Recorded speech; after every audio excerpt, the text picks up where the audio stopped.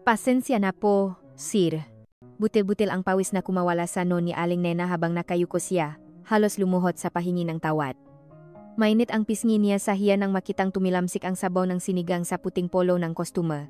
Agad siyang kumuha ng basahan at pinunasan ang mansa. Mabilis ang tibok ng puso niya, hindi dahil sa galit ng lalaki, kundi sa takot na baka makilala siya. Ano ba yan, Manang? Mag-ingat ka naman. Reklamong lalaki, na kahit nainis ay tila hindi naman gaanong naging agresibo. Napabuntong hininga na lang siya, tinitigan ang mansa, at sinabing, "Okay lang po, Manang, linisin niyo na lang po ng maigi." Nagmamadali si Aling Nena sa pagpupunas, ang kanyang nga kamay ay nanginginig pa rin. Gusto niyang maglaho sa lupa. Hindi ito ang buhay na pinangarap niya. Hindi ito ang buhay na nararapat para sa isang dating ginang, isang inang minsay na muhay ng marangya. Ngayon, isa siyang hamak na serbidora sa isang karinderya sa Barangay Maligaya, isang lugar na napakalayo sa nakaraan niya, parehong sa distansya at kalagayan. Nang matapos ang shift niya, agad na kinapa ni Aling Nena ang lumang cellphone sa bulsa ng uniforme, dali-dali niyang idinyal ang numero ng tiyahin niya. "Kamusta si Engie, tita?" tanong niya. Pilit pinakalma ang boses. "Okay naman, Nena. Kumain na siya at naglalaro." "Hindi ka ba uuwi ngayon?" sagot ng tiyahin niya. Sumikip ang dibdib ni Aling Nena. Gusto niyang yakapin ang anak, maramdaman ang init ng presensya nito. Pero hindi pa pwede. "Hindi pa, tita. Marami pa akong trabaho. Pakiyakap na lang po ako kay Engie. Miss na miss ko na siya." Nakbara ang lalamunan ni Aling Nena. Narinig niya sa kabilang linya ang tawanan ni Engie. Isang pait na ngiti ang sumilay sa kanyang ngalabi. Kailangan niyang maging matatag para sa anak. Para sa kinabukasan nila, bumalik si Aling Nena sa kusina upang mahugas ng mapinakainan. Si Manang Fe, isang kasamahan niyang serbidora na matagal na niyang kasama, ay lumapit sa kanya. "Nena, huwag kang masyadong magpagod. Alam kong mahirap ang buhay, pero kailangan mong mapahinga," sabi ni Manang Fe habang hinahagot ang likod niya. "Salamat, Manang Fe. Sanay na po ako," sagot ni Aling Nena, pilit na ngumiti. Mabait si Manang Fe sa kanya, palaging nagbibigay ng payo at pangunawa. Sa mundo niyang punong takot at pagtatago, si Manang Fe ang tanging kinakapitan niya. Kinabukasan, habang abala si Aling Nena sa paghahain, napansin niya ang isang lalaki na nakaupo sa sulok, nakatitig sa kanya. Pamilyar ang mukha nito, ngunit hindi niya maalala kung saan niya nakita. Naging alerto agad si Aling Nena. Paulit-ulit siyang sinusundan ng tingin ng lalaki. Para siyang kuneho na nahuli sa ilaw ng sasakyan. Nagmamadali siyang bumalik sa kusina. Ang bawat kumpas ng oras ay nagiging mabagal. Hindi kaya isa ito sa mga tao ni Cardo? Ang takot na matagal na niyang pinipigil ay bumalik, mas matindi kaysa dati. Pagkatapos ng trabaho, naglakad si Aling Nena patungo sa kanyang maliit na kwarto sa boarding house. Masikip, mainit, at puno ngang amoy ngang luma, pero ito ang kanyang kanlungan. Kinuha niya ang isang lumang litrato mula sa ilalim ng unan. Siya, si Cardo, at si Engie, nung sila pa ay isang masayang pamilya, nakatira sa isang malaking mansyon. Ang kanyang mukha nun ay puno ngang sigla, ang mamata ay nagniningning.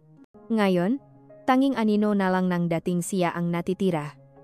Ang litrato ay nagpapaalala sa kanya ngang lahat ng nawala, ang yaman, ang dangal, at ang tiwala. Si Don Ricardo Cardo de Leon, ang kanyang dating asawa, ang nagtapon sa kanya sa imperno. Inakusahan siyang naknakaw at niluste ang yaman ngang pamilya de Leon. Pilit siyang pinirmahan ng nga papeles na naglilipat ng lahat ng ari-arian sa pangalan ni Cardo habang ang buhay ni Engie ang nakataya. Walang nagawa si Aling Nena kundi sumunod. At pagkatapos, itinapon lang siya, isang basurang wala ng pakinabang. Ang pagkamuhi sa puso niya ay nag-aalap. Hindi siya pwedeng mamatay hanggat hindi niya nakakamit ang hustisya.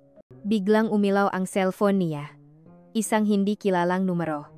Nakatubili si Aling Nena, pero sinagot pa rin. Walang boses. Ilang segundo lang, may dumating na text message. Isang litrato. Nasa school uniform si NG, nakangiti, hindi alam na kinukuhanan siya ngang larawan. Nasa likod niya ang gate ng eskwelahan. Kasama ngang litrato ang isang mensahe. Huwag kang makakamali, Aling Nena. Alam namin ang lahat ng galaw mo, pati ngang anak mo. Nanlamig si Aling Nena. Ang litrato ay nagpatunay na hindi lang siya ang nasa panganib, pati ang anak niya. Nagbara ang lalamunan niya, hindi makahinga. Ang takot na nakukubli sa sulok ng isipan niya ay lumabas, nahari sa buong pagkatao niya. Nanginginig ang nga kamay niya. Nalaglag ang cellphone. Nakilala na siya. At alam na nila kung nasaan si Angie. Nanlalamig ang buong katawan ni Aling Nena habang nakatiti sa screen ng cellphone. Ang litrato ni Angie, ang mensaheng nakbabanta. Hindi niya na kailangan ng kumpirmasyon. Alam na niya. Narating na siya nga anino mula sa nakaraan. Ang pamilya de Leon. Agad siyang nakdial sa tiyahin niya. Walang sumasagot. Tinawagan niya ulit, nang paulit-ulit, halos mamagana ang daliri niya sa pag-type. Ang bawat ring ay parang tunong ng martilyo sa ulo niya. Bakit hindi sumasagot? Anong nangyari kay Angie? Sumikip ang dibdib niya, parang may kung anong humihila sa loop. Gusto niyang tumakbo, sumiga, gawin ang kahit anong makapagliligtas sa anak niya. Ngunit saan? Paano? Wala siyang pera, wala siyang koneksyon, wala siyang sinuman na mapagkakatiwalaan. Kinaumagahan, pilit na ginawa ni Aling Nena ang kanyang trabaho sa karinderya, kahit pa ang isip niya ay lumilipat na sa kung saan. Ang bawat ngitingang, customer ay parang panlilibak, ang bawat tingin ay parang nahuhusga. Pakiramdam niya, alam ng lahat ang kasawian niya. Habang nagliligpit siyang maplato, narinig niya ang sirena ng pulis. Isang komosyon ang nagaganap sa labas. May nakawan daw sa tindahan ni Aling Pura. Sigaw ng isang bata. Naglabasan ang mataw para usyosohin. Kahit nanginginig, lumabas din si Aling Nena. Nakita niya ang ilang pulis na nag-imbestiga. Sa gitna nila, nakatayo ang isang matangkad na lalaki na may matipuno ang pangangatawan, may tindig na malakas at autoridad. Nakasuot ito ngang uniforme ngang pulis, at ang pangalan sa kanyang dibdib ay Reyes. Naglakat siya papalapit, ang mga mata ay naninilaw. Nagtama ang tingin nila. Ilang segundo. Sapat na para maramdaman ni Aling Nena ang isang kakaibang pakiramdam. Hindi niya alam kung ano iyon, pero may kung anong init na dumaloy sa kanya. Naalala niya ang lalaki na nakatitik sa kanya kahapon. Siya ba ito? Mabilis siyang umiwas ng tingin, hindi sigurado kung bakit. Bumalik si Aling Nena sa karinderya. Habang naglilinis, napansin niya ang isang pitaka sa sahig, malapit sa counter. Pulang pitaka, dinampot niya ito. Hindi ito sa kanya, binuksan niya. Isang identification card ang bumungat sa kanya. Chief Inspector Marco Reyes. Siya ang pulis na nakita niya kanina. Nag-atubili si Aling Nena. Ibalik niya kaya? O itago? Ang tiwala niya sa mga autoridad ay matagal nang nawala. Ang dating mundo niya, puno nga taong may posisyon, ay nagtapon lang sa kanya sa gitna ng daan. Ngunit may kung anong nagsasabi sa kanya na iba ang lalaking ito. Habang nag-isip, biglang may pumasok sa karinderya, si Chief Inspector Reyes. May nakakita po bang pitaka ko? Tanong niya. Malalim ang boses ngunit may paggalang. Tiningnan niya si Aling Nena. Ang kanyang mamata ay matalim ngunit tila may pag-alala. Inabot ni Aling Nena ang pitaka. Ito po ba, sir? Tanong niya, nag-alangan. Kinuha ni Machoy ang pitaka, at nakita ang identification card. Nagpasalamat siya. Bago siya umalis, tumingin ulit siya kay Aling Nena. Okay lang po ba kayo manang? Tanong ni Makoy. Ang kanyang tini ay mas malambing kaysa sa inaasahan niya. Nagulat si Aling Nena. May nakakita sa kanyang kalungkutan. May problema po ba kayo? Patuloy ni Makoy. Ang kanyang nga mata ay tila nagtatanong.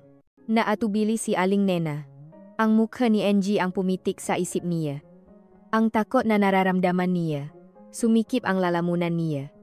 Gusto niyang maksalita. Humingi ng tulong. Pero natatakot siya. Matagal na siyang nag-isa. Wala po, sir. Ayos lang po ako. Pilit na ngiti ni Aling Nena at mabilis na tumalikod. Narinig niya ang mayapa ni McCoy papalabas ng karinderya. Nag-iisa na naman siya. Pero sa kaibuturan ng puso niya, may isang maliit na kislap ngang pag-asa ang sumilay. Ang masalita ni McCoy ay nag-iwan ng bakas. Okay lang po ba kayo, Manang? Hindi niya alam kung bakit, pero naramdaman niya ang sinseridad sa tanong na iyon. Nang gabing iyon, matapos ang maghapong pagod at pag-aalala, pauwi si Aling Nena sa kanyang boarding house. Madilim ang daan, at tahimik. Ngunit ang kanyang puso ay malakas ang tibok. Maya-maya, napansin niya ang isang figura sa di kalayuan. Si Manang Fe. May kausap ito sa telepono. Opo, sir. Wala namang kakaiba. Tahimik lang po siya. Hindi po, sir. Wala po siyang kasama. Opo, Sir De Leon. Ipagpapatuloy ko po ang pagmamasid. Nanlaki ang mga mata ni Aling Nena. Sir De Leon, narinig niya ang pangalang iyon ng napagkalinaw at ang salitang pagmamasid. Si Manang Fe, ang tanging taong pinakakatiwalaan niya? Nainit ang pisngi ni Aling Nena sa galit at pagkabigo. Isang malaking sampal ang naramdaman niya. Hindi niya alam kung ano ang totu at sino ang kawe. Ang mundo niya ay tila bumabaliktad. Hindi makatulog si Aling Nena ng gabing iyon. Ang masalita ni Manang Fe sa telepono ay paulit-ulit na naglalaro sa isip niya. Sir De Leon, pakmamasit. Ang tanging taong akala niya ay kakampi niya, tila isa ring anino ng nakaraan. Sino ang mapagkakatiwalaan niya ngayon? Ang banta sa buhay ni Angie ay nagpapahirap sa kanya. Kailangan niyang kumilos. Pero paano? Ang mukha ni Chief Inspector McCoy Reyes ang biglang sumagi sa isip niya. Ang kanyang nga mata. Ang kanyang tanong, okay lang po ba kayo, Manang? May kung anong sinseridad doon na bihira na niyang maramdaman sa mga taong nakapaligid sa kanya. Isang huling pag-asa. Isang huling pagkakataon. Kinabukasan, matapos ang kanyang shift, naglakas loob si Aling Nena na pumunta sa kamkrame. Ang bawat hakbang ay mabigat. Puno ngang pag-aalinlangan. Malaki ang gusali, at ang mapulis na nakikita niya ay tila matikas at seryoso, pakiramdam niya. Isa siyang hamak na langgam sa gitna ng mahigante. Sa loob ng gate, hiningi niya ang opisina ni Chief Inspector Reyes. Ang security guard ay tiningnan siya mula ulo hanggang paa, tila nagtataka kung anong ginagawa ngang isang serbidora sa loob ng kampo. Nang makarating siya sa opisina ni McCoy, kumatok siya ng mahina. Pasok, sabi ngang isang boses mula sa loob. Bumukas ang pinto, at nakita niya si McCoy na nakaupo sa kanyang desk, nakatitik sa magpapeles. Nagangat ito ng tingin, at nagulat nang makita siya. Manang Nena? Tanong ni McCoy, may bahid ng pagtataka sa kanyang tinig. Bakit po kayo nandito? Hindi makapagsalita si Aling Nena. Ang nga salita ay nakbara sa lalamunan niya. Ang takot, ang galit, ang pakabigo, lahat ay nahalo-halo. Nanginginig ang kanyang nga kamay. Sir, kailangan ko pong tulong niyo. Sa wakas ay nasabi niya, halos pabulong. Pinaupo siya ni McCoy. Ang kanyang mukha ay seryoso, ngunit ang kanyang mamarta ay nagpapakita ng pag-alala. Ano po ba ang problema, Manang Nena? Sabihin niyo lang po. Huminga ng malalim si Aling Nena. Mahirap, napakahirap, pero para kay Angie, para sa hustisya. Sinimulan niyang ikuwento ang lahat. Mula sa kanyang pagpapakasal kay Cardo, ang kanilang masayang buhay, hanggang sa unti-unting pagbabago ng kanyang asawa. Ang pagiging sakim nito, ang paglustay sa kanilang yaman. Ang araw na iyon, ang pinakamadilim na araw sa buhay niya, ay muling nakbalik. Pinilit po nila akong pumirma sa mga papeles, sir, sabi ni Aling Nena. Habang nanginginig ang kanyang boses, ang sabi nila, kung hindi ako pipirma, sasaktan nila ang anak ko, si Angie. Bumuhos ang luha sa kanyang mamata. Wala po akong nagawa. Wala po akong nagawa para protektahan ang anak ko. Nakinig lang si McCoy, tahimik. Ang kanyang nga mata ay nakatitik sa kanya, punong kang pag-unawa. Hindi siya nakomento, hindi siya nagtanong. Hinayaan niya lang si Aling Nena na ilabas ang lahat ng sakit at hinanakit na matagal na niyang kinikimkim. Nang matapos si Aling Nena, kumuha si McCoy ng isang folder. Manang Nena, bago pa kayo lumapit, mayroon na akong nakalap na impormasyon tungkol sa pamilya De Leon. lalo na kay Ricardo de Leon. Ibinigay niya kay Aling Nena ang ilang kopya ng mga dokumento, mga transaksyon sa bangko, mga paglilipat ng ari-arian. May mga pangalan ng kumpanya na hindi pamilyar kay Aling Nena, ngunit may mga malalaking halaga ng pera na pumapasok at lumalabas. May mga kahina-hinalang transaksyon po sa mga accounts niya. At may mga report din po kami na may kinalaman siya sa mga illegal na gawain. Paliwanag ni McCoy, na panganga si Aling Nena. Hindi niya alam na ganito kalaki ang problema. Akala niya, personal lang ang galit ni Cardo sa kanya.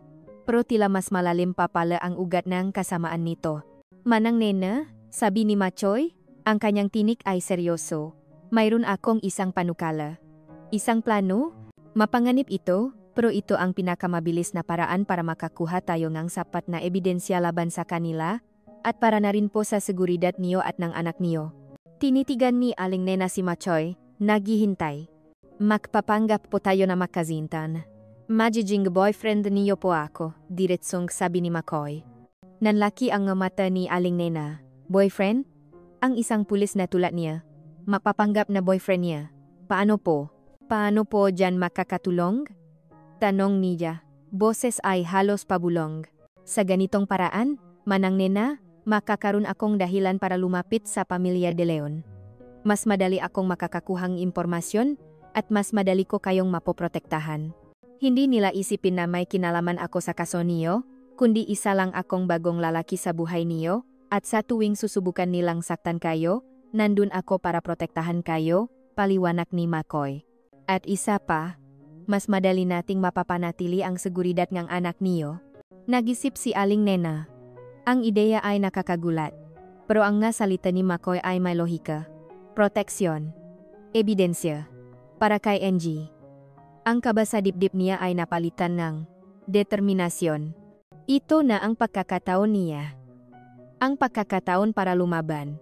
Sige po, sir, sabi ni Aling Nena. Ang kanyang boses ay matatak. Paya po ako. Isang maliit na ngiti ang sumilay sa mga labi ni McCoy. Mabuti po? Simula ngayon, Chief Inspector Marco Reyes ang pangalan ko, at kayo naman po si Aling Nena, at tayo po ay makasintahan. Kinagabihan, sa isang sikat na restaurant sa Makati, nakaupo si Aling Nena at McCoy sa isang sulok. Nakasuot si Aling Nenang simpleng damit, ngunit may kakaibang kinang sa kanyang mamata. Si McCoy naman ay nakasuot ng casual na polo, ngunit ang kanyang tindig ay may autoridad pa rin. Nag-usap sila, nagtatawanan, tila isang tunay na makasintahan. Hindi nila alam, sa kabilang mesa, may isang lalaki na nakatitig sa kanila. May hawak itong cellphone, at mabilis na kinuhanan ng litrato si Aling Nena at McCoy. Ang litrato ay agad na ipinadala sa isang numero. Ang mensahe, Sir, nakita ko po siya, may kasama siyang lalaki, mukhang seryoso. Ang plano ay nagsimula na.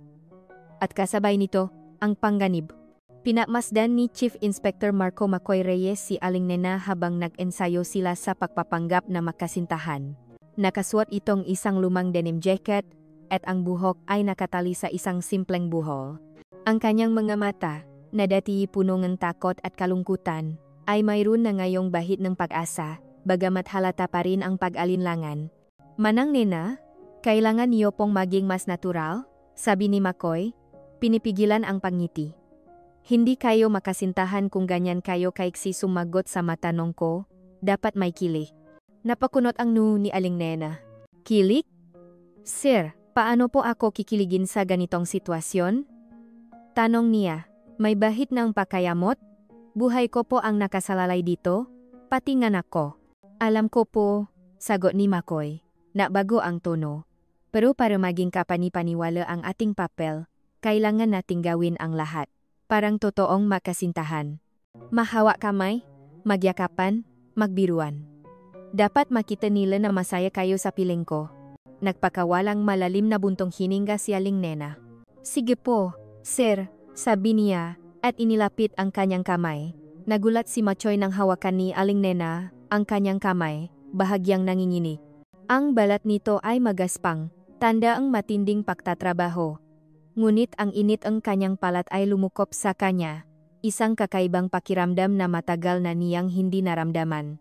Ang ilang araw na sumunod ay naging seryosong ensayo. Dinala ni Machoy si Aling Nena sa madata na kunwari ordinaryo ngunit sa totoo ay bahagi ng kanyang plano. Ginabayan niya ito sa pagiging mas palakaibigan, mas bukas. Kahit nasa ilalim ay naroon pa rin ang takot, si Aling Nena naman, kahit may pag-atubili, ay nagsimulang sumunod. Nakita ni Makoy ang pababago sa kanya, ang unti-unting paglitaw ng dating kinang na nawala sa kanya. Isang gabi, dumalo sila sa isang formal gathering nga kilalang personalidad sa Maynila. Isang event na madalas puntahan ng nga mayayaman, kabilang na ang pamilya De Leon. Naka-cocktail dress si Aling Nena, na pinahiram ngang kapatid ni Makoy. Ang kanyang buhok ay naka-estilo, at ang kanyang mukha ay may makeup na pilit na tinakpan ang nga bakas ng pagod. Habang naglalaka sila, makahawa kamay, nakita ni Makoy ang nga mata ng matao na nakatingin sa kanila. Ang iba'y natataka, ang iba'y nabubulungan. Ngunit isang tingin ang nagpatigas sa kanyang panga.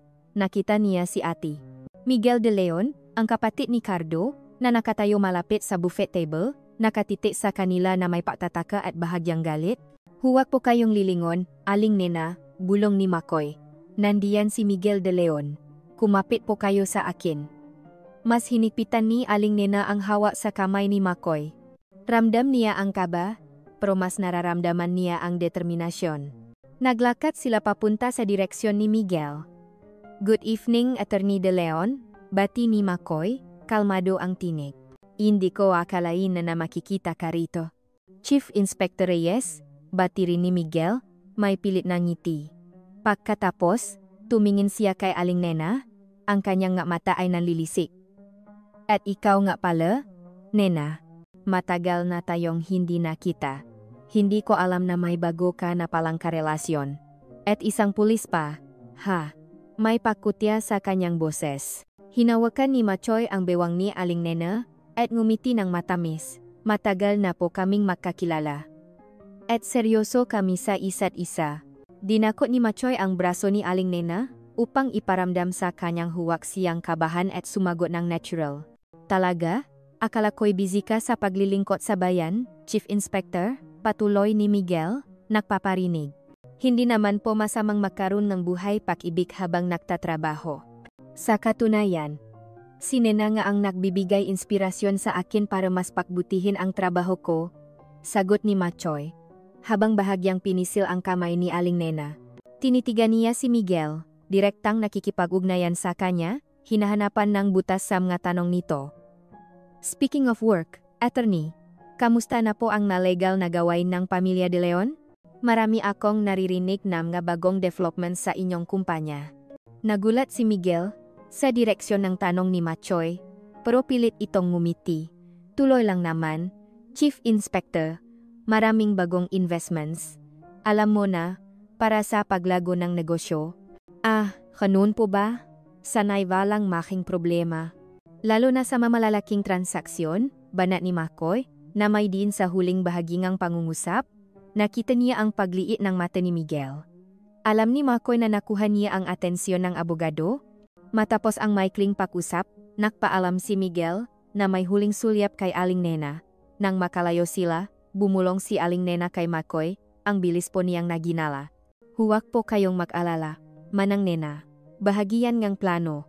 Ngayon alam na nila na may kasama kayo. Sisimulan ko nang suriin ang maakans ni Cardo, lalo na yung sinabi ninyo, sabi ni Machoy. Kinaumagahan, nasa opisina si Machoy. Nagtatrabaho siya sa kanyang computer, naglalabas ng financial records at corporate documents ng kumpanya ni Cardo De Leon. Ang bawat numero, bawat transaksyon ay kanyang sinusuri, mayroong isang pattern, mga malalaking halagang pera na lumilipat sa iba't ibang kumpanya, sa ibang bansa pa, mga kumpanyang hindi niya kailanman narinig. Naalala niya ang kwento ni Aling Nena, kung paano siya pinilit pumirma sa mapapeles. Mayroon siyang hinala na mayroong ghost accounts na nakapangalan kay Aling Nena, na ginagamit sa mga illegal na transaksyon. Ipinasok niya ang pangalan ni Aling Nena sa isang government database. Bawat segundo, bawat backload ng screen, ay nagpapataas ng kanyang kaba, lumabas ang resulta. Isang bank account. Isang napakalaking halaga ng pera. Nakapangalan kay Nena Garcia. Ngunit ang account ay bukas noong matapos niyang iwanan si Cardo, at patuloy itong nilalabasan ng pera, hindi niya ito alam. Ito na ang simulang katibayan. Ang impormasyong ibinigay ni McCoy tungkol sa nakatagong bank account ay napabalik sa mga alaala ni Aling Nena. Ang gabing iyon, ang gabing pinilit siyang pumirma sa mga papeles, naalala niya ang malamig na tingin ni Cardo, ang pagbabanta nito sa buhay ni Angie, ang bawat detalye ay nagiging malinaw ngayon. Ang nga papeles na pinirmahan niya ay hindi lang pala simpleng pahlilipat ng ari-arian. Ito pala ang susi sa mas malaking krimen. Naalala ko po, Sir Machoy, sabi ni Aling Nena, habang nakatitik sa mga dokumento, may pinirmahan po akong mablangkong papel, ang sabi niya, para daw sa mabagong investment. Pero hindi ko po alam na ganito pala kalaki ang kasinungalingan niya. Sumikip ang kanyang dibdib sa galit at pakabigla. Ang kanyang dating asawa. Isang halimaw na nakukubli sa likod ng yaman at kapangyarihan. Manang Nena. Malaki ang posibilidad na ginamit nila ang pangalan niyo para sa money laundering, paliwanag ni McCoy, ang kanyang boses ay seryoso. Ang matransaksyon ito ay konektado sa isang malaking sindikato ang buwanan. Hindi lang basta ari-arian niyo ang pinag-usapan dito. Mas malalim pa. Naramdaman ni Aling Nena ang lamig na dumaloy sa kanyang katawan. Money laundering? Sindikato? Mas malaki pala ang pinasok niya kaysa sa inaakala niya. Ngunit kasabayang takot ay ang nag-aalap na pagnanais na makamit ang hustisya. Para kay Angie, isang gabi, nagpanggap silang mag-date sa isang mamahaling restaurant. Nakasuot si Aling Nena ng isang eleganteng damit, at si McCoy naman ay nakasuit. Mukha silang perpektong makasintahan, nagtatawanan at nagbibiruan. Ngunit ang kanilang mga mata ay alerto. Sa kabilang mesa, nakaupo ang isang kilalang negosyante, si Mr. Lim, na kilalang malapit na kasosyo ni Cardo. Tingnan niyo po, Manang Nena, bulong ni Machoy, si Mr. Lim. Siya ang isa sa makasosyo ni Cardo sa mga ilegal na transaksyon, kailangan nating marinig ang usapan nila. Pilit na ngumiti si Aling Nena, habang nakatitik sa menu. Narinig niya ang boses ni Mr. Lim na nagrereklamo tungkol sa mabagong shipment at mga problema sa customs, nakatinginan sila ni Machoy. Buwanan. Customs. Ang napiraso ngang puzzle ay unti-unting nabubuo. Kailangan nating makakuha ng mas maraming detalye, bulong ni McCoy. Kailangan nating makalapit sa kanya. Habang naglalakad sila palabas ng restaurant, biglang may dalawang lalaki ang sumulpot mula sa madilim na sulok. Mabilis silang lumapit kay Aling Nena, at pilit siyang hinila. Sumama ka sa amin, Aling Nena, sabi ng isa, ang kanyang boses ay magaspang. Nanlaki ang nga mata ni Aling Nena sa takot. Ito na. Sila na ang mga tao ni Cardo.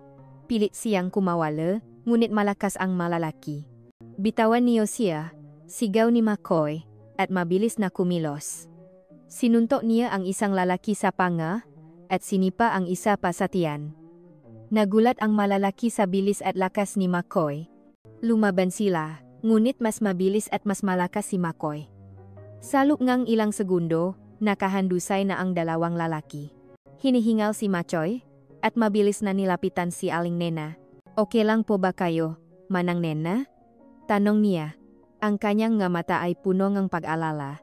Nanginginig si Aling Nena, ngunit tumango. Opo, Sir McCoy. Salamat po. Ang kanyang puso ay malakas ang tibok, hindi lang dahil sa takot, kundi dahil sa pahanga. Si McCoy, ang pulis na ito, ay handang ilagay ang sarili niya sa panganib para sa kanya. Nena, kailangan nating maging mas maingat, sabi ni McCoy habang inaalalayan siya. Alam na nila na may kasama ka, at mas magiging agresibo sila. Pumunta sila sa isang tahimik na lugar. Ipinaliwanag ni Machoy ng mas detalyado ang tungkol sa sindikato ni Cardo. Ang makoneksyon nito sa mga politiko, sa mga opisyal ng gobyerno. Ang lawak ng kanilang operasyon. Hindi lang ito basta pakuha nga ari-arian mo, Nena, sabi ni McCoy, ginagamit nila ang nga ari-arian mo para maging legal ang nga illegal nilang negosyo. Mas malaki ito kaysa sa inaakala mo. Naramdaman ni Aling Nena ang bigat ng impormasyon. Isang malaking halimaw ang kinakalaban niya. Ngunit sa tabi niya, naroon si Machoy. Ang kanyang presensya ay nagbibigay sa kanyang lakas. Ang kanyang salita ay nagbibigay sa kanyang ang pag-asa. Tinitigan niya si Machoy. Ang kanyang mukha ay seryoso, ngunit ang kanyang mata ay nagpapakita ng pagmamalasakit. Ang kanyang kamay ay malakas, ngunit ang kanyang pahawak ay banayad. Hindi niya alam kung kailan nagsimula, ngunit ang pekeng relasyon nila ay tila nagiging totoo. Ang kanyang puso ay bumibilis sa tuwing malapit siya. Ang kanyang isip ay napupuno ng tanong. Posible kaya? Posible kayang mayroon pa siyang pag-asa para sa pag-ibig? Matapos ang lahat ng sakit at pagtataksil? Nang gabing iyon, matapos ihatid ni Makoy si Aling Nena sa kanyang boarding house, nakatanggap si Aling Nena ang isang package. Walang pangalan ng nagpadala. Nagatubili si Aling Nena, ngunit binuksan pa rin niya. Sa loob, nakita niya ang isang lumang kwintas. Ang kanyang paboritong kwintas, na ibinigay sa kanya ang kanyang ina. Isang kwintas na akala niya ay nawala na. Kasamang kwintas ang isang maliit na sulat. Angie ay nasa panganib. Huwag kang makakamali. Nanlamig si Aling Nena. Ang kanyang magkamay ay nangingini. Ang kwintas, ang sulat, alam na nila kung nasaan si Angie. At handa silang saktan ang anak niya. Kinabukasan, maga pa lang ay nasa opisina na si Chief Inspector Machoy Reyes. Ang kwintas na natagpuan ni Aling Nena, kasama ang nakabiting mensahe, ay nagpakulong ng dugo niya. Hindi lang ito isang kaso ng pandaraya, personal na itong pagbabanta sa buhay ng dalawang inosente. Kailangan niyang kumilos ng mas mabilis at mas matalino.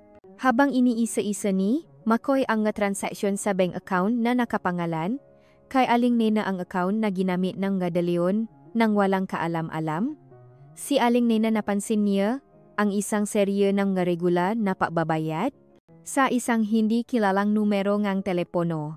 Walang kahirap-hirap niyang natres ang numero. Ang address na lumabas sa database ay isang maliit na bahay sa gilid ng Barangay Maligaya. Ang pangalan ng may-ari ng numero ay nagpatigas sa panga ni Makoy. Fe Garcia. Manang Fe. Hindi, bulong ni Makoy sa sarili, habang nanlalaki ang kanyang mata. Impossible. Si Manang Fe, ang matandang serbidora na tila mabait at mapakmalasakit kay Aling Nena, siya ang nagbibigay ng impormasyon sa pamilya De Leon. Ang maregular na bayad ay nagpapahiwatig na matagal na itong nangyayari.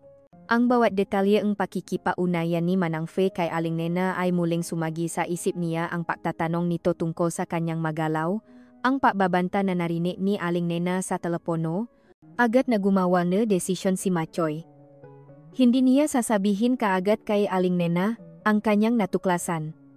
Kailangan niyang siguraduhin. Kailangan niyang mahuli si Manang Fe sa akto. Nang gabing iyon, matapos ang shift ni Aling Nena, sinundan ni Makoy si Manang Fe ng palihim. Naglakad si Manang Fe patungo sa isang liblib na eskinita. Sa dulong eskinita, nakita ni Machoy ang isang itim na van na nakaparada.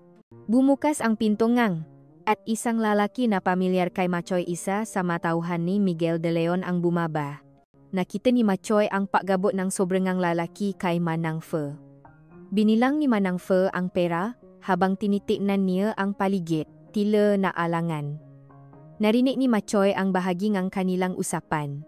Kumusta ang babay? Tanong ng tauhan ni Miguel.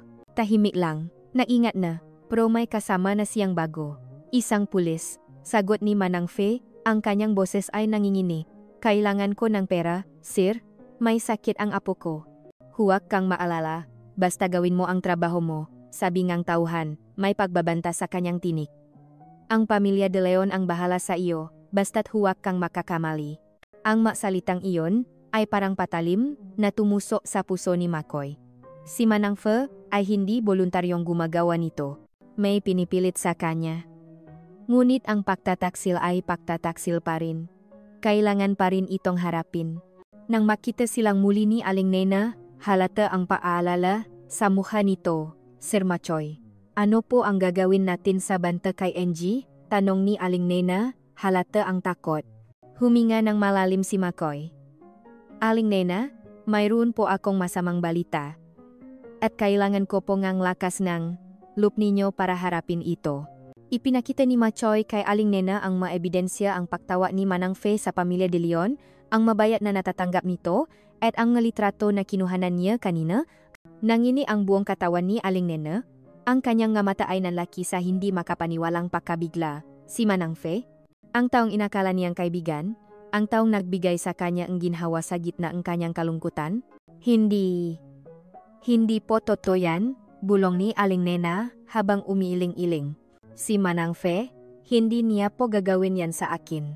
May pinipilit po sa kanya, Nena, paliwanag ni McCoy, sinusubukang pakalmahin siya, narinig ko po mismo.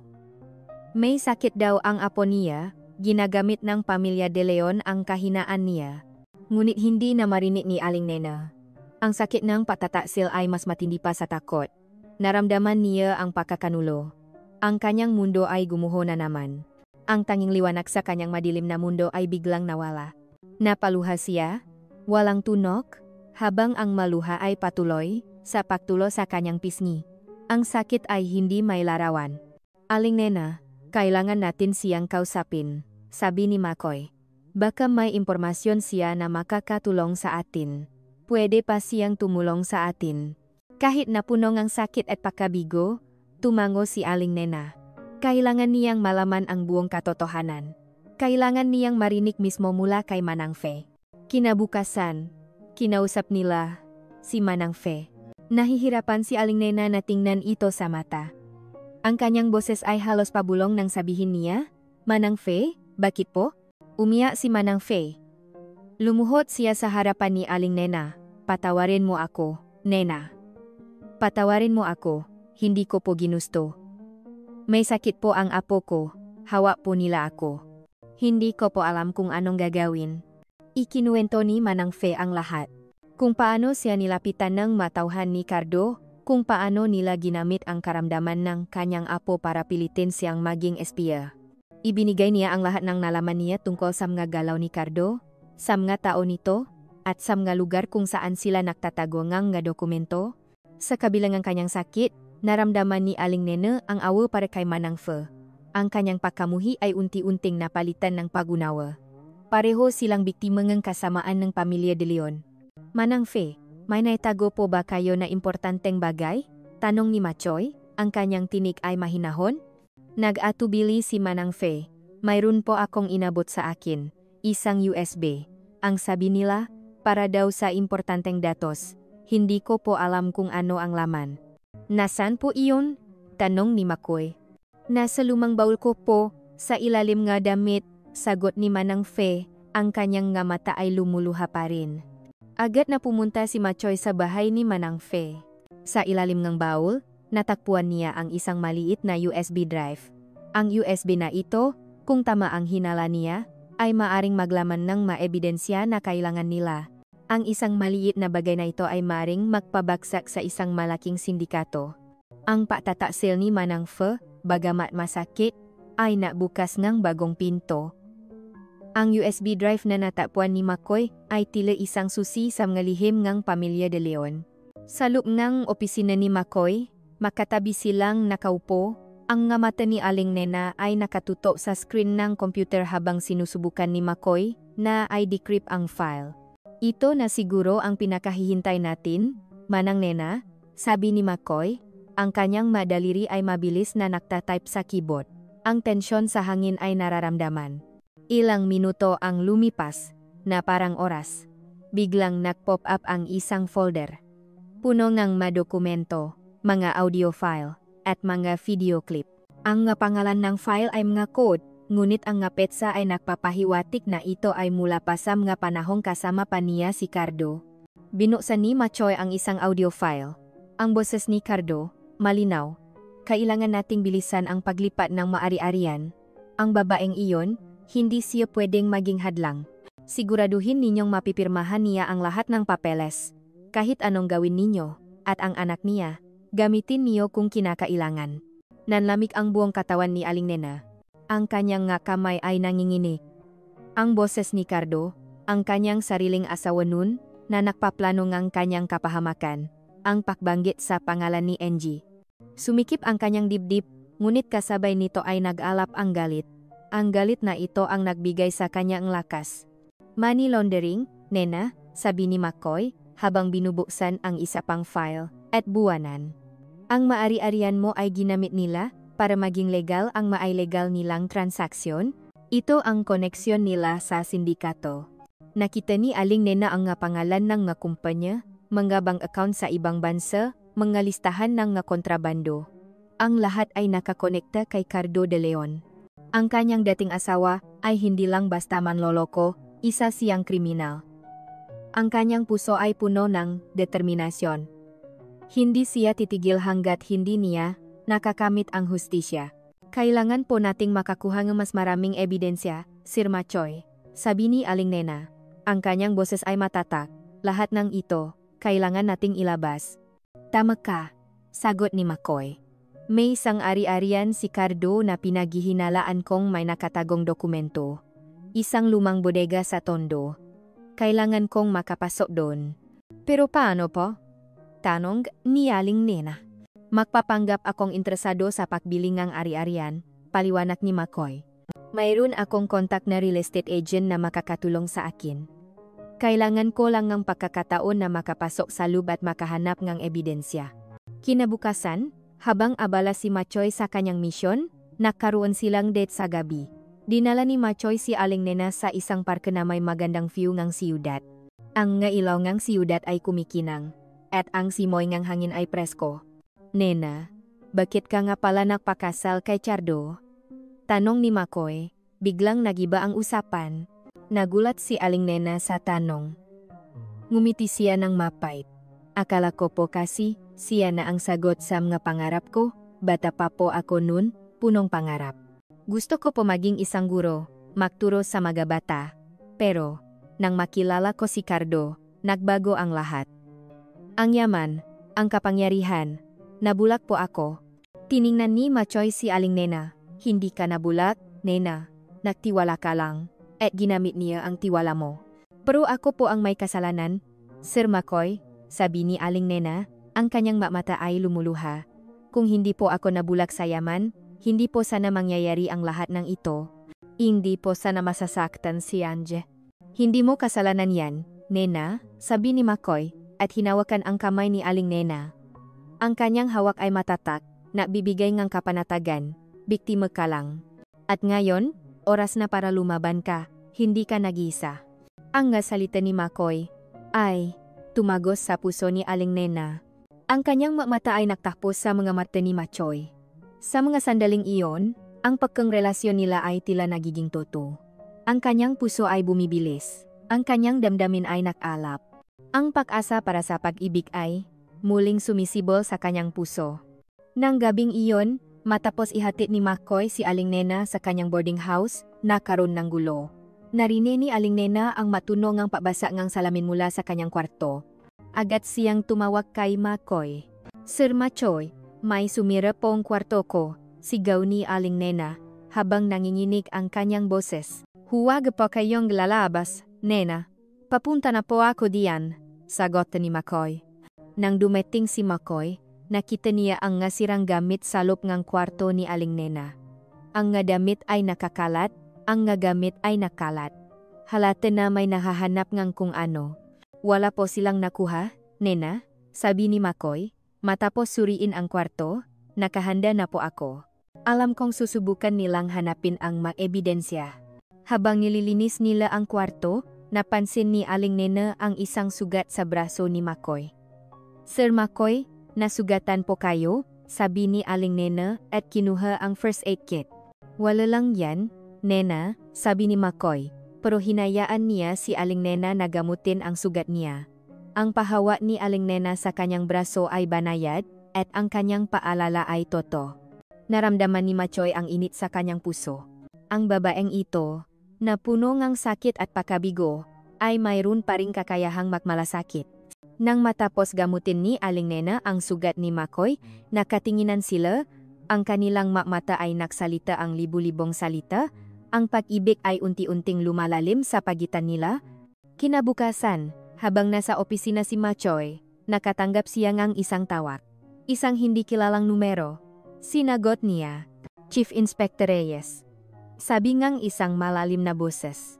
Narinig ko ang mga balita tungkol sa iyong investigasyon sa pamilya De Leon. May payo lang ako sa iyo. Itigil mo na ang ginagawa mo. Hindi mo gugustuhin na kalabanin ang mga taong mas makapangyarihan kaysa sa iyo. Nanigas si McCoy. Isang banta. Isang direktang banta mula sa isang taong may kapangyarihan. Ngunit hindi siya susuko. Hindi niya hahayaan na matalo ang hustisya. Ang tawa na natanggap ni Chief Inspector McCoy Reyes ay nagpatigas sa kanyang panga. Ang boses sa kabilang linya, puno autoridad at pagbabanta, ay nakmula sa isang mataas na opisyal ng gobyerno na kilala sa kanyang malalim na koneksyon sa mga maimpluwensyang pamilya, kabilang na ang De Leon. Chief Inspector Reyes, sana'y naiintindihan mo ang bigat ng iyong ginagawa, sabing boses. Ang pamilya De Leon ay may malaking kontribisyon sa ekonomiya ng ating bansa. Ang anumang pag-atake sa kanila ay pag-atake sa ating sistema. Mayroon kaming alok para sa iyo. Isang promotion, isang malaking halagang pera. Basta't itigil mo ang investigasyon. Nanatiling kalmado si McCoy, bagamat kumukulo ang dugo niya. Sir, ang trabaho ko po ay protektahan ang nga inosente at panagutin ang nga may sala. Hindi po ako nabibilingeng para oposisyon. Ang hustisya po ay hindi nakukuha sa suhol. Narinig niya ang pakbuntong hininga sa kabilang linya. Napakasama mo naman, Chief Inspector. Hindi mo gugustuhin na kalabanin ang nga taong mas makapangyarihan kaysa sa iyo. Maraming paraan para sirain ang reputasyon mo. O mas malala pa, kung mayroon po kayong ebidensya laban sa akin, ilabas niyo po, matapang na sagot ni McCoy. Pero hindi po ako titigil hanggat hindi ko nakakamit ang hustisya para sa mga biktima. Ibinaba ni McCoy ang telepono, ang kanyang puso ay malakas ang tibok. Alam niyang nagsisimula na ang tunay na laban. Hindi lang ito laban sa mga kriminal, kundi laban sa sistema na nagpoprotekta sa kanila. Hindi nga nagtagal, lumabas ang balita. Ang mapangalan ni Aling Nena at McCoy ay nasa mga headline ng mga tabloid at online news sites. Ang De Leon, sa pamamagitan ng kanilang mga koneksyon sa media, ay nagsimulang magpakalat ng mga maling impormasyon. Dating ginanggi, nagipakalat na pekengi kwento para sa pera. Pulis, gumagamit siya ng posisyon para sa personal na interes. Ang larawan ni Aling Nena na may kasamang caption na gold digger ay kumalat. Si McCoy naman ay inakusahan ng paggamit ng kanyang posisyon para sa personal na relasyon at paggawa ng mapekeng ebidensya. Sir McCoy, tingnan niyo po ito, sabi ni Aling Nena, habang ipinapakita ang kanyang cellphone. Ang kanyang mukha ay puno ng galit at sakit. Ang dami nilang kasinungalingan, paano po natin ito haharapin? Huwag po kayong mag-alala, Nena, sabi ni McCoy, na pilit pinapakalma ang sarili, inaasahan na natin ito. Gagamitin nila ang lahat ng paraan para sirain tayo. Pero hindi tayo susuko. Nagpasya si McCoy na magkaroon ng isang lihim na press conference. Hindi sa isang malaking venue, kundi sa isang maliit na opisina, kasama ang ilang piling mamamahayag na kilala sa kanilang integridad. Kasama niya si Aling Nena. Sa harap ng mga kamera, nagsimulang magsalita si McCoy. Narito po kami ngayon upang linawin ang mga maling impormasyon na kumakalat tungkol sa kaso ng pamilya De Leon. Ang lahat po ang akusasyon laban kay Aling Nena ay pawang kasinungalingan. Siya po ay biktima ng pandaraya at pang-abuso ng kanyang dating asawa, si Ricardo De Leon. Pagkatapos, ipinakita ni McCoy ang ilang ebidensya na nakuha niya mula sa USB drive nga dokumento ng money laundering, mga transaksyon sa buwanan, at ang audio recording ng boses ni Ricardo. Ang mamamahayag ay nagulat. Pagkatapos ni McCoy, nagsalita si Aling Nena. Ang kanyang boses ay nanginginig sa simula, ngunit unti-unting naging matatag. Ikinuwento niya ang kanyang karanasan, ang pagdurusa niya, ang pagbabanta sa buhay ng kanyang anak. Ang kanyang ngaluha ay toto, at ang kanyang sakit ay nararamdaman. Hindi po ako humihingi ng awa, sabi ni Aling Nena, ang kanyang nga mata ay puno ng determinasyon. Ang gusto ko po ay hustisya, para sa akin, at para sa lahat ng mabiktima ng pamilya De Leon. Ang press conference ay nagdulot ng malaking ingay. Ang nga tao ay nagsimulang magtanong. Ang nga De Leon ay nagsimulang mawalan kontrol sa naratibo. Ngunit hindi sila sumuko. Si Ate, Miguel De Leon, ang kapatid ni Cardo, ay agad na kumilos. Ginamit niya ang kanyang impluensya sa korte at sa mga opisyal ng gobyerno. Nag-file siya nga, makasolaban kay Aling Nena at Makoy, akusasyon ngang defamation at obstruction of justice. Chief Inspector, mayroon tayong problema, sabi ngang isang kasamahan ni Makoy. Pinipilit ni Attorney Miguel na ipadismiss ang kaso. At mayroon siyang suporta mula sa mga nasa itaas. Sumikip ang dibdib ni Makoy. Alam niyang hindi ito magiging madali. Ang kapangyarihan nga De Leon ay mas malaki kaysa sa inaakala niya. Ngunit hindi siya susuko. Kailangan nating kumilos ng mas mabilis, sabi ni Makoy. Kailangan nating makuha ang huling ebidensya. Ang ebidensya na hindi nila kayang itago. Nang gabing iyon, habang naglalakad si Aling Nena pauwi mula sa karinderya, napansin niya ang isang itim na sasakyan na nakaparada sa tapat ng school ni Engie. Kumabog ang puso niya, ang ngabanta, ang litrato ni Angie. Lumabas mula sa sasakyan si Don Ricardo Chardo de Leon. Ang kanyang muha ay puno ng pagkamuhi, ang kanyang mata ay nanlilisik. Nakatitik siya kay Aling Nena, at pagkatapos ay tumingin sa gate ng eskwelahan. Nena, sabi ni Cardo, ang kanyang boses ay malamig at puno ng pagbabanta. Akala mo ba matatalo mo ako? Hindi mo kilala kung sino ang kinakalaban mo, at ang anak mo. Siya ang magiging kapalit ng paksuwe mo. Nanlami ang buong katawan ni Aling Nena. Ang kanyang mata ay nanlaki sa takot, si Cardo. Sa tapat ng eskwelahan ni Engie. Ang kanyang pinakamalaking takot ay nagiging totoo. Nanigas si Aling Nena sa kinatatayuan niya. Si Cardo. Sa tapat na eskwelahan ni Engie. Ang kanyang pinakamalaking takot ay nagiging totoo. Ang kanyang puso ay kumabog ng napakabilis. Halos marinig niya ang tunog nito. Ang ngasalita ni Cardo, ang anak mo. Siya ang magiging kapalit ng paksuway mo, ay umalingaw-ngaw sa kanyang isip. Ngunit sa gitna ng takot, may isang bagay na nag-alap sa loob ni Aling Nena. Galit. Galit sa lalaking ito na walang awa, na handang saktan ang isang inosenteng bata para lang sa sarili niyang kasakiman. Hindi na siya ang dating Aling Nena na duwag at walang magawa. Ngayon, may kasama na siya. Mayroon na siyang dahilan para lumaban. Chardo, sabi ni Aling Nena, ang kanyang boses ay nanginginig ngunit may determinasyon. Huwag na huwag mong saktan ang anak ko. Ngumisi si Cardo. Napakabait mo naman, Nena. Akala mo ba matatalo mo ako? Wala kang ebidensya. Wala kang laban. Isa ka lang hamak na serbidora na pilit sumisira sa pangalan ng pamilya De Leon? Mayroon akong ebidensya, Cardo, matapang na sagot ni Aling Nena, at kinuha niya ang kanyang cellphone. Ang kanyang kamay ay nangingini, ngunit pilit niyang pinindot ang play button. Nagsimulang umalingaw-ngaw sa tahimik na gabi ang boses ni Cardo. Ang kanyang sariling boses. Kailangan nating bilisan ang paglipat ng maari-arian. Ang babaeng iyon, hindi siya pwedeng maging hadlang. Siguraduhin ninyong mapipirmahan niya ang lahat ng papeles, kahit anong gawin ninyo. At ang anak niya, gamitin niyo kung kinakailangan. Nanlaki ang mga mata ni Cardo. Ang kanyang ngisi ay unti-unting nawala. Ang kanyang mukha ay naging putlang-putla. Hindi siya makapaniwala. Ang boses niya, ang kanyang sariling pag-amin. Paano? Paano mo nakuha yan? Bulong ni Cardo. Ang kanyang boses ay puno ng galit at pagkabigla. Matagal ko nang naitago, Cardo, sagot ni Aling Nena, ang kanyang boses ay matata na ngayon. Ang lahat ng kasamaan mo, nakatago sa bawat salita mo. At ngayon, ilalabas ko ang lahat. Biglang umilaw ang mga sirena ang pulis. Isang grupo ang mga sasakyan ang pulis ang dumating, pinapalibutan ang lugar. Mabilis na bumaba si Chief Inspector Machoy Reyes mula sa isa sa mga sasakyan kasama ang kanyang tauhan. Ricardo de Leon, Doña Elena de Leon, sabi ni Makoy, ang kanyang boses ay malakas at puno ng autoridad. Kayo po ay arestado sa kasong money laundering, buwanan, at pagbabanta. Mayroon po kaming sapat na ebidensya laban sa inyo. Nanlaki ang mga mata ni Chardo at Doña Elena. Hindi sila makapaniwala. Ang kanilang mga mukha ay puno ng galit at pagkabigo. Pilit silang lumaban, ngunit mabilis silang nasakop ng pulis.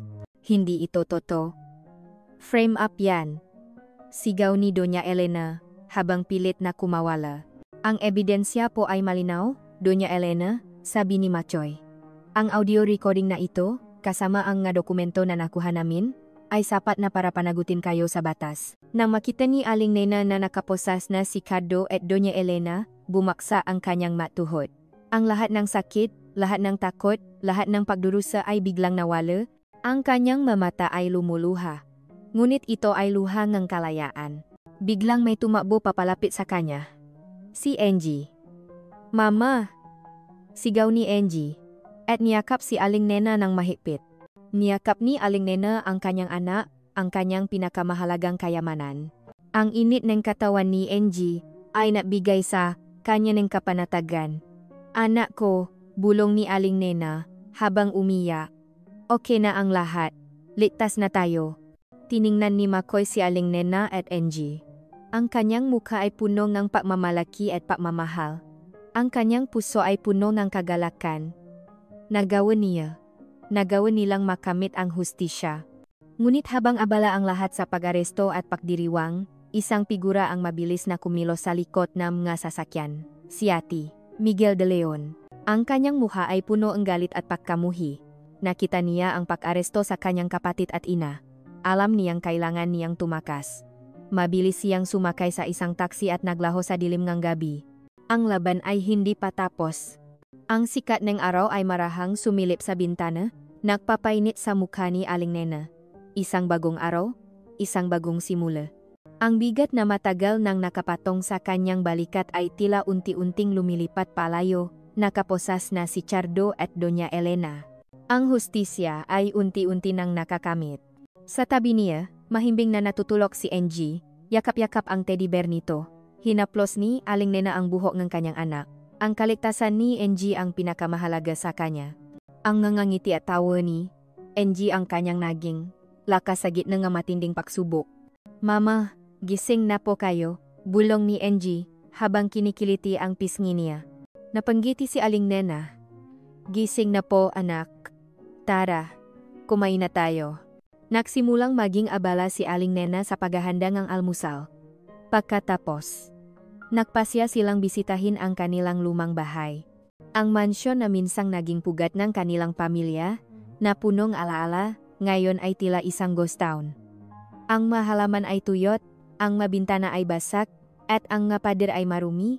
Mama, ito po ba ang bahay natin dati? Tanong ni Angie, ang kanyang mata ay nanlaki sa pakamangha. Opo, anak, sagot ni Aling Nena, ang kanyang puso ay puno ng halo-halong emosyon, kalungkutan sa nawalang nakaraan, ngunit pag-asa para sa kinabukasan, pero sisimulan natin ulit, iibahin natin ito. Gagawin nating bago at masaya. Sa tulong ng isang abogado na inirekomenda ni Makoy, sinimulan ni Aling Nena ang proseso ng pagkuha muli ng kanyang nga ari-arian. Ang maebidensyang nakuha nila, kasama ang testimonya ni Manang Fe at ang audio recording, ay naging matibay na basehan. Ang bawat piraso ang dokumento na kanyang pinirmahan sa ilalim ng pagbabanta ay unti-unting nakabalik sa kanyang pangalan. Naging mas madalas ang pagdalaw ni Machoy sa kanila. Hindi lang bilang chief inspector, kundi bilang marcho, ang lalaking nagbigay sa kanya ng lakas at pag-asa. Nakdadala siya ng pagkain, naklalaro kay Angie, at nakikipagkwentuhan kay Aling Nena, ang kanilang relasyon, na nagsimula bilang isang formal na pagkukunwari, ay unti-unting lumalim at nagiging totoo. Isang hapon, habang nagayos sila nga malumang gamit sa bahay, nakaramdam si Aling Nena nga kaba sa kanyang dibdib. Nakita niya ang isang lumang litrato ni Miguel de Leon at ng isang mataas na opisyal ng gobyerno makasama sa isang business event. Naalala niya ang biglaang pakawala ni Miguel pagkatapos ng pag-aresto kay Cardo at Doña Elena. Biglang umilaw ang kanyang cellphone, isang text message mula sa isang hindi kilalang numero. Hindi pa tapos ang laban, Nena. Ang iyong pagdiriwang ay panandalian lang, hindi mo magtatago ang katotohanan, at hindi mo mapoprotektahan ang lahat ng mahal mo. Nanlamig si Aling Nena. Alam na niya kung sino ang nagpadala ng mensahe, si Miguel. Ang anino ng nakaraan ay nakbabanta pa rin, ang kapayapaan na kanyang nararamdaman ay biglang naglaho. Alam niyang hindi pa tapos ang lahat. Ngunit sa halip na matakot, naramdaman ni Aling Nena ang determinasyon. Hindi na siya ang dating Aling Nena. Hindi na siya magtatago. Gagawin niya ang lahat para protektahan ang kanyang pamilya at makamit ang ganap na hustisya. Ang pagbabanta ni Miguel ay nagbigay inspirasyon kay Aling Nena. Napagdesisyonan niya na gamitin ang kanyang bagong balik na yaman para sa mas mataas na layunin. Isang gabi, habang kausap niya si Makoy, ibinahagi niya ang kanyang ideya. Marco, sabi ni Aling Nena, ang kanyang mata ay nakniningning. Gusto ko pong magtayo ng isang foundation. Isang sentro para sa mga babaeng biktima ng pangabuso. Tulad ko, para mayroon silang matatakbuhan, matutulungan, at makahanap ng pag-asa. Ngumiti si Makoy. Manang Nena, magandang ideya po yan. Tutulungan ko po kayo. Ang pagbabalik ni Aling Nena sa kanyang dating buhay ay hindi madali. May taong nagdududa, may taong nanghuhusga pa rin. Ngunit sa bawat hakbang, naroon si Machoy, matatak na sumusuporta. Ang kanilang relasyon ay lumalalim sa bawat pagsubok. Siya ang kanyang kalasak, ang kanyang lakas. Isang araw, habang nanonood silang balita sa TV, biglang lumabas ang mukha ni Ate, Miguel de Leon.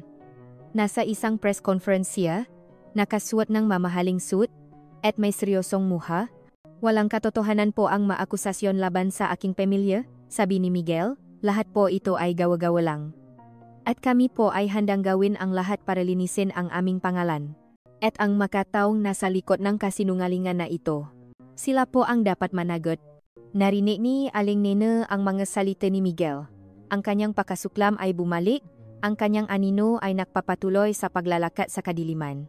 Ang paglitaw ni Ate Miguel de Leon sa balita ay hindi nakakagulat para kay Chief Inspector Machoy Reyes. Alam niyang hindi susuko ang pamilyang de Leon ng ganun kadali. Ngunit ang pagiging agresibo ni Miguel at ang hayagang pagmamanipula sa opinyon ng publiko ay nagpakulo ng dugo niya. Hindi na ito personal na laban ni Aling Nena. Ito ay laban sa integridad NG Batas.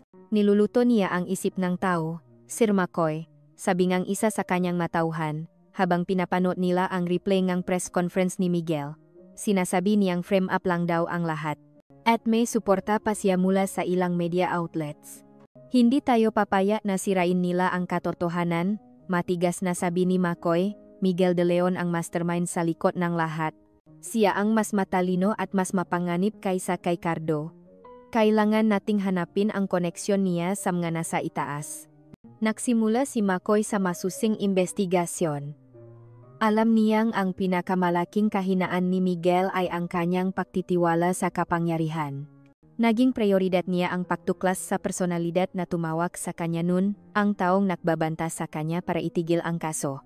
Matapos ang ilang araw ng walang tulog na trabaho, sa tulong ng kanyang pinakakatiwala ang grupo ng mga detektif, natuklasan niya ang pangalan. Isang maimpluwensyang senador, na may matagal ng relasyon sa pamilya de Leon. Kaya pala ang lakas ng loop ni Miguel, bulong ni Makoy sa sarili, May Becker. Pero hindi niya alam, mas marami akong alam kaysa sa iniisip niya. Binuo ni Makoy ang isang planong detalyado. Ginamit niya ang impormasyong nakuha mula kay Manang Fe at sa USB, kasama ang nga bagong ebidensya na nagpapakita ang koneksyon ni Miguel sa senador at sa mga ilegal na transaksyon. Ngunit kailangan niya ngang isang bagay na konkreto. Isang smoking gun na magpapatunay sa lahat ng alegasyon. Na-desisyon si Makoy na maglagay ng isang undercover agent sa opisina ni Miguel. Isang bagong empleyado na may karanasan sa legal research, na layong makakuha ng access sa mga files ni Miguel. Hindi nagtagal, nakakuha sila ng kopya ng encrypted files mula sa personal na computer ni Miguel, mga kumpidensyal na komunikasyon, mga bank statement, at mga lihim na kontrata na direktang naugnay kay Miguel sa money laundering at sa mga transaksyon ng buwanan. Ang lahat ay nakasulat sa isang code na mabilis namang na-decrypt ng forensic team ni Makoy. Sa kabilang ang kanilang pagsisikap, patuloy ang pag-atake ng media laban kay Aling Nena at Machoy. Pakiramdam ni Aling Nena ay kinakain na siya ang sistema. Nakikita niya ang galit sa mamatang mataw na naniniwala sa makasinungalingan ni Miguel. Huwag po kayong susuko, Nena, sabi ni Makoy. Kailangan nating ipatanggol ang katotohanan. Kailangan ng mga tao na marinig ang kwento niyo mismo. Sa tulong ni Machoy, naglakas loob si Aling Nena na lumabas sa isang live TV interview. Doon, sa harap ng milyon-milyong manonood, ibinahagi niya ang kanyang buong kwento ng walang pag-alinlangan. Ikinuwento niya ang pagmamahal niya kay Cardo, ang pagtataksil, ang pagkawala ng lahat, at ang kanyang laban para sa anak niya. Ang kanyang tinig ay puno ng sakit ngunit may tapang. Ang kanyang ngaluha ay totoo. Hindi po ako humihingi ng awa, sabi ni Aling Nena. Ang kanyang boses ay nanginginig ngunit matatak. Ang gusto ko po ay hustisya. Hustisya para sa akin, para sa anak ko, at para sa lahat ng mga biktima na tinapakan ng kapangyarihan at kasakiman. Ang testimonya ni Aling Nena ay lumihangang isang malakas na alungang suporta mula sa publiko. Ang matao ay nagsimulang maniwala sa kanya. Ang galit ay unti-unting lumipat patungo sa pamilya de Leon.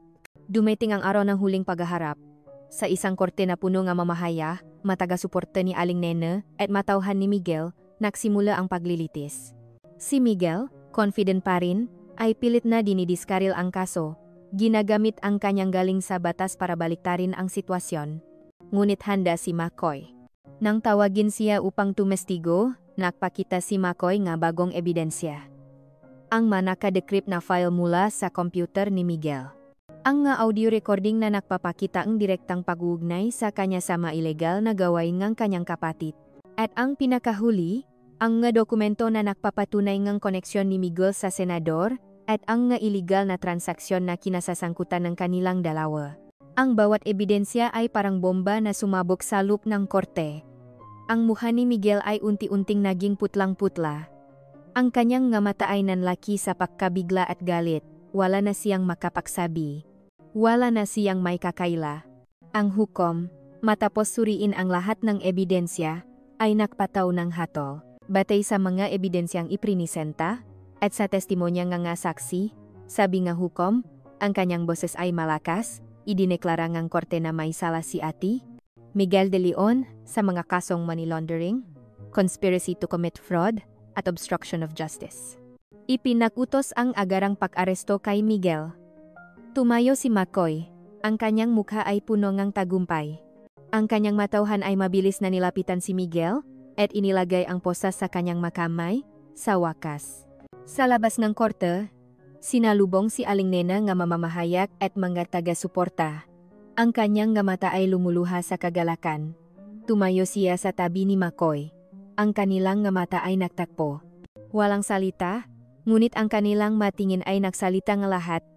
Ang pagmamahal, ang paggalang, at ang tagumpay. Ang lahat ng rason na pumipigil sa kanila, ngayon ay wala na. Ang sikat ng araw ay nagbigay ng ginintuang kulay sa buong hardin.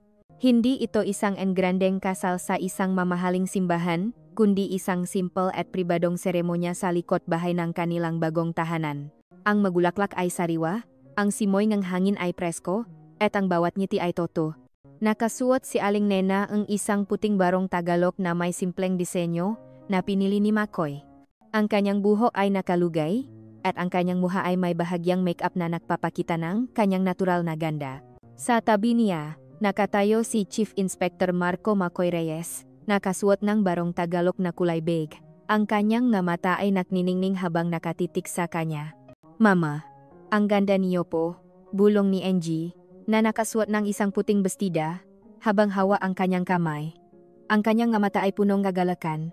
Salamat, anak, sagot ni Aling Nena, at pinisil ang kamay ni Angie.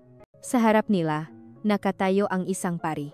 Sa mga upuan, nakaupo ang ilang piling kaibigan at kasamahan ni McCoy at si Manang Pho, na may ngiti sa kanyang labi. Pagkatapos ngang lahat ng nangyari, pinatawad ni Aling Nena si Manang Pho. Alam niyang biktima lang din ito ng sitwasyon. Aling Nena, tinatanggap mo ba si Marco bilang iyong kabiyak? Tanong ng pari. Tumingin si Aling Nena kay McCoy. Ang kanyang nga mata ay puno ng pagmamahal. Ang lahat ng sakit, lahat ng pagdurusa, lahat ng takot ay naglaho. Ang nakikita niya ngayon ay ang lalaking nagbigay sa kanya ng lakas, ng pag-asa, at ng pag-ibig. Opo, Father. Tinatanggap ko po. Matatak na sagot ni Aling Nena. Marco, tinatanggap mo ba si Nena bilang iyong kabiyak? Tanong ang pari. Opo, Father. Buong puso ko po siyang tinatanggap, sagot ni McCoy. At hinawakan ng mahigpit ang kamay ni Aling Nena. Nang matapos ang seremonya, nagyakapan sila. Ang kanilang pag-ibig ay hindi lang basta pag-ibig. Ito ay pag-ibig na binuo sa gitna ng pagsubok, pag-ibig na nagpagaling ng masugat, at pag-ibig na nagbigay ng bagong pag-asa. Makalipas ang ilang buwan, nagbukas ang Pag-asa Foundation, ang sentro para sa mababaeng biktima ng pang-abuso na itinatak ni Aling Nena gamit ang kanyang naibalik na yaman. Sa araw ng pagbubukas, nakatayo si Aling Nena sa harap ng maraming tao. Ang kanyang boses ay matatak at puno ang inspirasyon. Hindi po madali ang aking pinagdaanan, sabi ni Aling Nena, habang nakatitik sa mamatangang mataw. Naranasan ko po ang sakit ng pagtataksil, ang takot ng pagbabanta, at ang bigat ng pagkawala ng lahat. Ngunit sa gitna ng lahat ng iyon, natakpuan ko po ang lakas. Lakas na lumaban, lakas na magpatawad, at lakas na magmahal muli. Ikinuwento niya ang kanyang kwento, ang kanyang paglalakbay mula sa isang biktima tungo sa isang survivor. Ang kanyang masalita ay tumagos sa puso nga nakikinig. Maraming babaang lumapit sa kanya, umiyak, at nagpapasalamat. Alam ni Aling Nena na ang kanyang sakit ay naging inspirasyon para sa iba. Sa likod ng entablado, nakatayo si McCoy, nakangiti. Ang kanyang puso ay puno ng pagmamalaki para kay Aling Nena. Sa manakaraang buwan, nakamit din niya ang promosyon na matagal na niyang pinahirapan. Ngayon, siya ay isang senior chief inspector, na patuloy na lumalaban sa krimen at katiwalian. Ngunit sa tuwing uwi siya, mayroon siyang pamilya na naghihintay sa kanya. Isang gabi, habang nakaupo sila sa kanilang sala, si Aling Nena, McCoy, at NG, nagbabasa ang libro si McCoy kay NG. Ang bahay ay simple, ngunit puno ang init at pagmamahal. Ang pader ay napinturahan ng maliliwanag na kulay, at ang malitrato ng kanilang masayang pamilya ay nakasabit sa dingding. Tiningnan ni Aling Nena ang kanyang pamilya. Ang kanyang puso ay puno ng pasasalamat. Ang lahat ng sakit, lahat ng pagdurusa, ay nakaroon ng kabuluhan. Natakpuan niya ang tunay na kaligayahan sa lugar na hindi niya inaasahan. Dati, akala ko po, hindi na ako makakabangon, bulong ni Aling Nena sa sarili. Akala ko, habang buhay na akong magtatago. Pero mali pala ako. Naramdaman niya ang kamay ni McCoy na humawa sa kanyang kamay. Hindi ka nag-isa, Nena, bulong ni McCoy. At hindi ka na mag-isa kailanman. Tiningnan ni Aling Nena si McCoy. Ang kanyang mamata ay puno ng pag-ibig. Ang kanyang puso ay puno ng kapayapaan. Ang nakaraan ay isang masakit na alaala.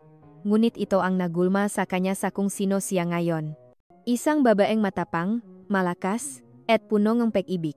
Ang kanyang paglalakbay ay nagpatunay na ang kapatawaran, pag-unawa, at ang tunay na pag-ibig ay ang pinakamalakas na sandata laban sa anumang kasamaan.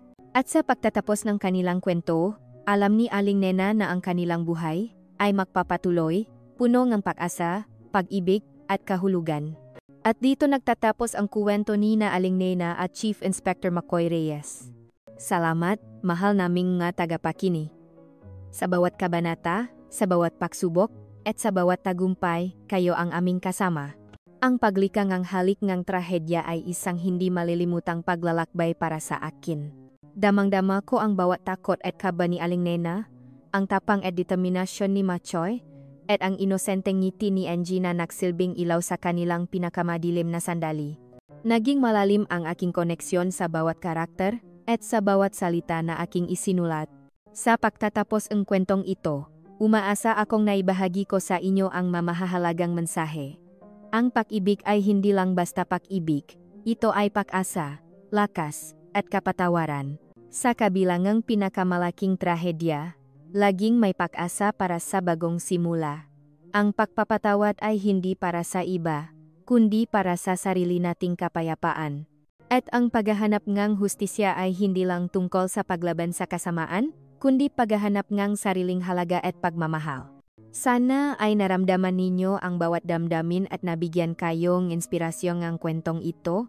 Nais kong marinig ang inyong masaloobin, ang inyong mapaboritong bahagi, o kung paano nakaantik sa inyong puso ang paglalakbay ni na Aling Nena at McCoy. Huwag po kayong mag-atubiling ibahagi ang inyong mga komento. Lawak Kilit TV.